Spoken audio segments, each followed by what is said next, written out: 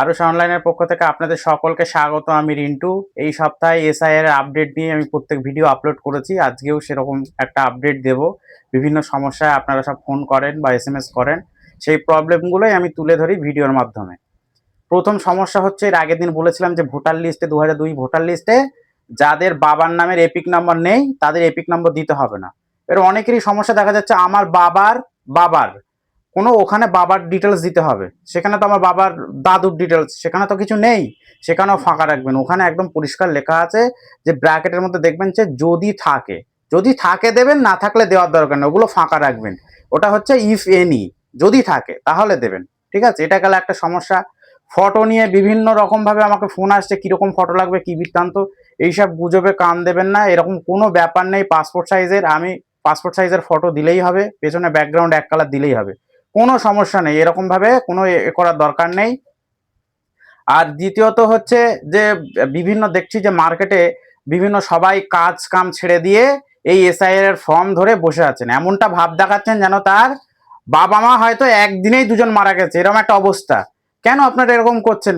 এসআইআরটা হচ্ছে আপনার একদম ব্যাংকের একটা কেওয়াইসির মতো। যেরকম হচ্ছে আপনার ব্যাংকের অ্যাকাউন্ট ডরমেন্ট হয়ে যায় বা ফ্রিজ হয়ে যায়, যে আপনার ডকুমেন্টগুলো দিচ্ছেন, আপনি জীবিত আছেন, আপনার সব ডকুমেন্ট ঠিক আছে, আমাকে অ্যাক্টিভ করে দিন। এটা হচ্ছে ব্যাপার। এটা হচ্ছে 2002 সালে এসআইআর হয়েছিল, আবার এই 2025 সালে এসআইআর হচ্ছে। জিনিসটা হচ্ছে আপনি সঠিক আছেন, আপনার ডকুমেন্ট সব দেবেন, ফটো দেবেন, ওরা অবশ্যই সেটা সঠিক আবার লিস্ট বের করে দেবে। এতে আপনার ভয় পাওয়ার কি আছে? আপনার পূর্বপুরুষ বিভিন্ন ধরনের বা পূর্বপুরুষরা সব বসবাস করছে এখানে দীর্ঘদিন ধরে, তাহলে আপনি আপনি কেন ভয় পাবেন? আপনি কেন কাজে যাচ্ছেন না? কাজ ছেড়ে দিয়ে আপনি ফর্ম নিয়ে কেন বসে আছেন? এবার চিন্তা করুন, আপনি একটা কনস্ট্রাকশন বা একজন প্রমোটার, তার আন্ডারে ধরো 20 জন কাজ করে।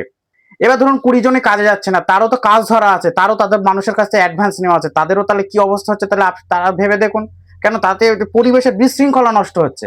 আপনি সাপোজ ধরুন একটা ব্যাংকে আমার কাছে সবাই 10টা কাস্টমার এসে 10 লাখ করে জমা দিচ্ছেন, যে আমি একটা বছর পরে নেব বলছেন, যে তাতে একটা লাভ্যাংশ দেয় বা ইন্টারেস্ট দেয়, তারা ব্যাংক থেকে দেয়, আমরা যেমন পাই।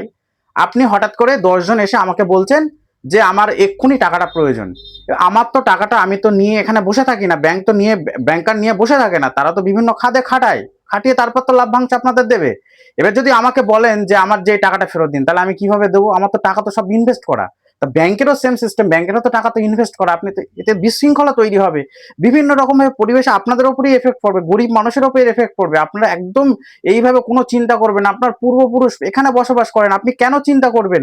কোনো সমস্যা নেই। আগে 2002 সালের অনুযায়ী আপনার যে লিস্ট প্রকাশিত, খসড়া লিস্ট প্রকাশিত হোক, তারপরে যদি নাম না হয় তারপরে আপনি চিন্তা করবেন। তারপরেও অনেক প্রসেস আছে, আমি পরপর স্টেপ বাই স্টেপ সব বলে দেবো। তারপরেও আইন আছে। ব্যাপারটা হলো, দেশের নাগরিক হচ্ছে সবাই দেশের নাগরিক। একটা নাগরিক হয়তো তার প্রভাব আছে, তার হাতে ক্ষমতা আছে, আমাদের হাতে কিছু নেই, কিন্তু আইন আছে। সেই জন্য আইনের পথে আমরা যাব, সেইভাবে করব। অনেক প্রসেস আছে, আপনারা এত চিন্তা হওয়ার কিছু নেই। একটা মানুষ, সে দেশটা কারোর বাপের নয়, এই কথাটা আমি বলছি, কেননা সে, আমরা দীর্ঘদিন ধরে 7 পুরুষ এখানে বসবাস করছি। একজন বললো যে তুমি ভারতীয় এখানকার নয়, তোমাকে যেতে হবে। কেন যেতে হবে? তাহলে আপনি কোশ্চেন করবেন, আমার কাগজ আছে, আমার এই যে ডকুমেন্ট আছে, তারপরেও আপনি এত কেন চিন্তা করছেন? আপনার কোনো ভয় পাওয়ার কিছু নেই। সবচেয়ে বিষয় হচ্ছে যে এসআইআর এর ফর্ম এই মুহূর্তে সব বিতরণ করে দেওয়া হয়ে গেছে। এসআইআর এর ফর্মটা অবশ্য অন্য অন্য ফর্ম যে ফিল আপ করেছেন, সেটি হচ্ছে, ধরুন আপনি একটা বৃদ্ধ ভাতার ফর্ম ফিল আপ করেছেন, ফর্মটা ভুল হয়েছে, আপনার বৃদ্ধ ভাতাটা পাবেন না, ক্যান্সেল হলো এটা।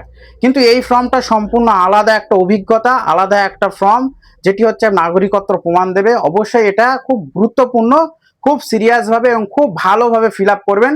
যেটা বাংলায় আমাদের দিয়েছে, আমাকেও দিয়েছে, বাংলায় ফর্ম দিয়েছে। ওখানে আপনি ইংলিশ এবং বাংলা দুটোভাবেই ফিল আপ করতে পারেন। ইংলিশ ফিল আপ করলে মানে সবচেয়ে ফেসিলিটি আপনার কি, যদি ওরা কোনো রকম ভাবে ডেটা এন্ট্রি করে, তাতে ইংলিশ টাইপিং, ওটা আমরা কম্পিউটারে ইংলিশ টাইপিংটা দেখি, তাতে আমাদের সুবিধা হবে। এবারে বাংলায় করলে কি হয়, যদি ডেটা এন্ট্রি করতে হয়, যদি ওরা ইংলিশে করে, তখনই ওরা নামের বানানটা অনেকে ভুল করে দিতে পারে। যদিও বা মানে এই বিষয়ে কি ডেটা এন্ট্রি করবে কিনা সেটা আদৌ জানি না, আমি তাও বললাম সবসময় চেষ্টা করবেন ইংলিশে করার। ব্ল্যাক পেন অথবা নীল পেন যে কোনো একটা দিয়েই করা যায়, চেষ্টা করবেন ব্ল্যাক কালি দিয়েই করার, কেননা স্ক্যান করলে বা জেরক্স করলে ওই জিনিসটা ভালো আসে। সেই জন্য ব্ল্যাক কালি দিয়ে করাটাই সবচেয়ে ভালো। কোনো নীল এবং কালো দুটো দিয়েই করা যাবে, কোনো অসুবিধা নেই। ফর্মটা ফিল আপ করবেন ইংলিশেই, দেখে নেবেন ভালো করে, ধীরে সুস্থে করবেন। যে অভিজ্ঞ, যে জানে, তাকে দিয়ে ফিল আপ করবেন, কোনো তাড়াহুড়ো করবেন না।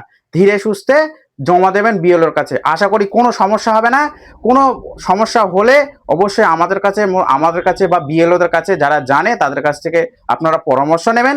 তারপরে অনেক প্রসেস আছে, অনেক স্টেপ আছে, আমি অবশ্যই আপনাদের সঙ্গে ভিডিও নিয়ে করে দেবো। কোনো চিন্তা করবেন না, সবাই ধীরে সুস্থে কাজে যান, সমস্ত নিজের কাজকর্মে নিযুক্ত হন।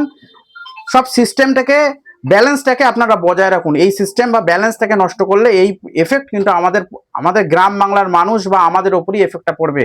এরকম করতে যাবেন না, এটা একদম নর্মাল ব্যাপার। এটা একদম ব্যাংকের কেওয়াইসির মতো আপনি ধরে নিন, যেটা আমরা ডকুমেন্ট দেবো আমাদের অ্যাক্টিভ হয়ে যাবে, এরকম আমাদের ভোটার লিস্টের নাম চলে আসবে। এছাড়া আর কিছুই না, কিছু ভয় পাবেন না। সবাই ভালো থাকবেন, সুস্থ থাকবেন। যদি কিছু জানার দরকার হয় অবশ্যই কমেন্ট বক্সে কমেন্ট করবেন, আমি অবশ্যই রিপ্লাই করবো।